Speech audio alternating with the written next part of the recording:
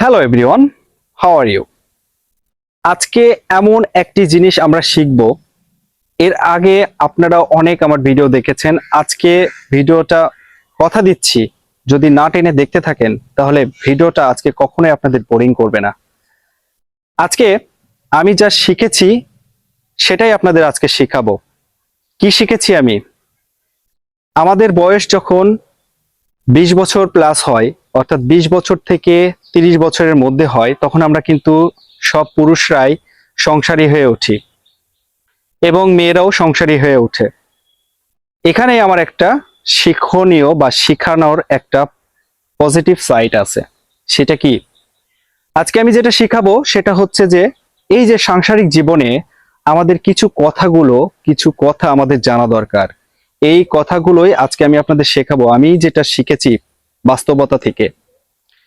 এবং এটাও শিখাবো আপনাদের সাংসারিক জীবনের যেই ফলাফলে যেই সন্তান সন্ততি আমরা পেয়ে থাকি তাদের সাথে কি আচরণ করব, এই জিনিসগুলো আজকে শিখবো। সো লেটস গো, চলুন শিখতে থাকি আজকের এসো শিখি প্রক্রিয়া। মনে রাখবেন, সব কথার জবাব দিতে নেই, সম্মান বাঁচাতে কখনো কখনো নীরব থাকতে হয়। আপনি কোনো কিছু করতে গিয়ে যদি ব্যর্থ হয়ে যান, হাল ছাড়বেন না। হাল ছাড়ার আগে আরেকবার চেষ্টা করে দেখুন, কে জানে আপনি সফল হতে পারেন। চোখ বুজে বিশ্বাস করে তাকে কখনো হারিয়ে ফেলবেন না, কারণ বিশ্বাস একবার হয়, বারবার নয়। আপনি ভালো না খারাপ কাউকে তা প্রমাণ করতে যাবেন না, শুধু নিজের কাছে সবসময় সৎ থাকেন। তাহলে দেখবেন এমন একটা সময় আসবে যেদিন সবকিছুর উত্তর দিয়ে দেবে আপনার সময়। এই কথাগুলো আমি বড়দের জন্য বললাম। বন্ধুরা, আপনাদের বাসা বাড়িতে যাদের শিশু সন্তান রয়েছে এবং আপনাদের নিজেরও অনেক সন্তান রয়েছে, ছেলে মেয়ে আছে যাদের, তাদের উদ্দেশ্যে একটা আমার মেসেজ আছে।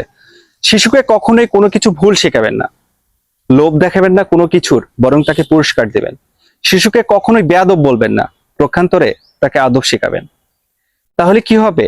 আপনার সংস্কারে তাকে বড় করবেন। আপনার সংস্কার যদি ভালো হয়, আপনার সন্তানের সংস্কারটাও ভালো হবে।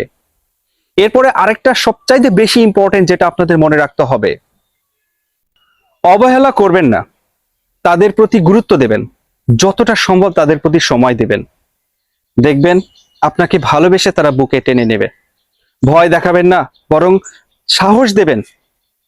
সবশেষে একটা কথাই বলবো, কখনোই ধমক দেবেন না, কারণ ধমক দিলে শিশুরা আপনার কাছ থেকে ভয় ঠিকই পাবে, কিন্তু আপনাকে রেসপেক্ট করবে না। বুঝিয়ে দেবেন, সবকিছু বুঝিয়ে বলবেন, সবকিছু সমাধান হয়ে যাবে।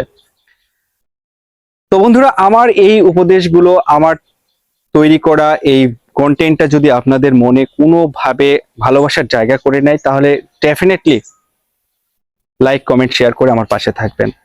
দেখা হবে নেক্সট আরেকটি ভিডিওতে। সেই পর্যন্ত আল্লাহ হাফেজ।